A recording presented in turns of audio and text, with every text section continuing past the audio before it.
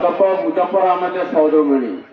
অধ্যাপক মুজফফর আহমেদ 71 সালের স্বাধীনতা যুদ্ধে বাংলাদেশে যে ভূমিকা নিয়েছেন, সবচেয়ে এই মুজিবনগর সরকারের উপদেষ্টা ছিলেন। তিনি 1922 সালে 23 আগস্ট ইন্তেকাল করেন, যিনি আমাদের ডান পাশে ওনার কবর এবং ওখানে শায়িত আছেন।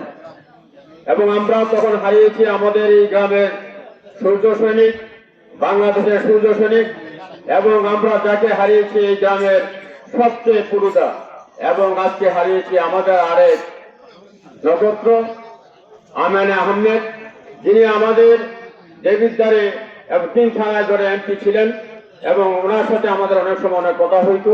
ওনার একটা বড় গুণের অধিকারী ছিলেন। আমি ওনার গুণগান গিয়ে এখন শেষ করতে পারবো না, কাজে অনেকে কথা বলবেন। আমি দোয়া করি আমার দাদা এবং দাদিকে আল্লাহ যেন ব্যস্ত নসিব করে, আর গ্রামবাসীর পক্ষ থেকে আমি জানাই দাদা দাদিকে আমাদের আন্তরিক এবং মনের থেকে যে ওনারা যেন আল্লাহ ব্যস্ত নসিব করে। আসসালামু আলাইকুম ওয়া রাহমাতুল্লাহি ওয়া বারাকাতুহু।